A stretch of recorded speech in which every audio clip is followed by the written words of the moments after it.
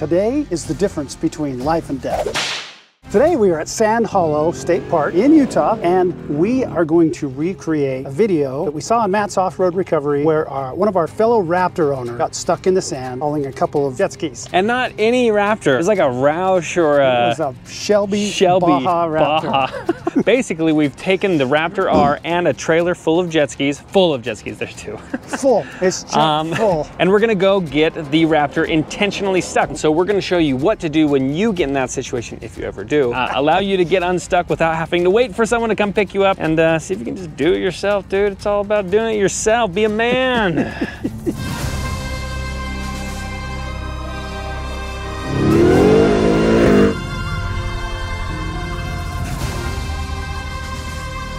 We're gonna go get stuck. Should be easy for us. Wait, never had any problem getting stuck. We've never gotten stuck before. Okay, here Sweet, we are. here we are. We're down on the wet sand, which is obviously plenty of traction, and we're just going to put it in regular mode, normal mode, and then I'm going to put it in 4 high, just to mimic the bare minimum that somebody would do in this situation. Traction control is still on, advanced track is still on, all the nannies are still on, it's just in 4 high. And let's go. I kind of want to actually go jet skiing. In the water.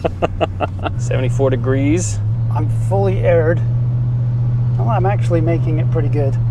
Oh, that's yeah. because it was dark 4 hours ago. Tires are still at full air pressure right now. And you're still moving. I mean, you're still...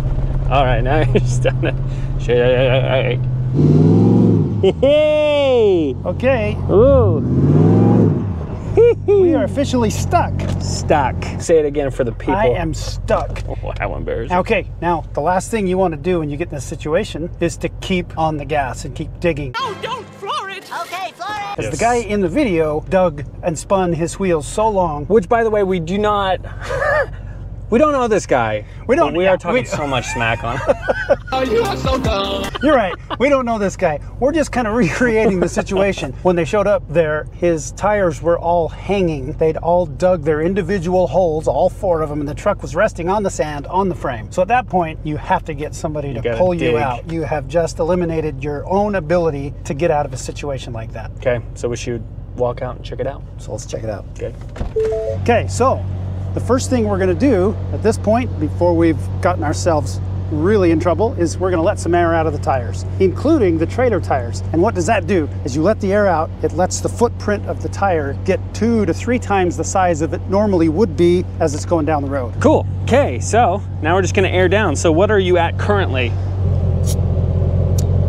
You're at 40 pounds. 40 pounds. So when you're in this position, how low are you gonna air down to? In this position, I'm gonna go for broke. I'm gonna go right down to at least 10 pounds. Even if you don't have bead-lock wheels, 10 pounds going in a straight line, you'll never de-bead the tire. Sweet. So let's do it. Cool, let's do it. All right, well, this is airing down. There's a really cool story who was this, Nate, that told us this story? Nate, the guy in the previous episode, our friend who just railed out of the sand chute with the Raptor R. Holy crap! That's so awesome. He saved the day. He told us this awesome story. There's a couple in Australia or whatever. Anyway, they're out in the middle of the desert, stuck.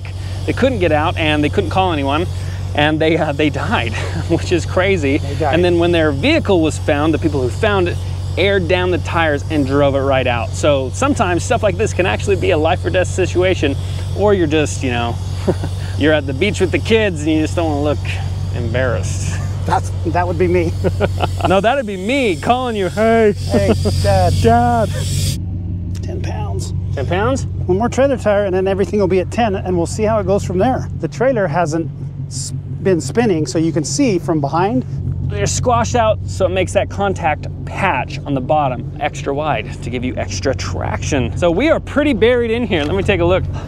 Yeah, that's pretty stuck. I'm gonna just kind of feather the throttle and see if this is good or if we need to air down some more. So we went from 40 pounds down to 10. I'm just gonna put a little throttle into it and see how it reacts. If I start to move forward, great. If it starts to spin quite a bit, rather than spin to China, I'll let a little bit more air out.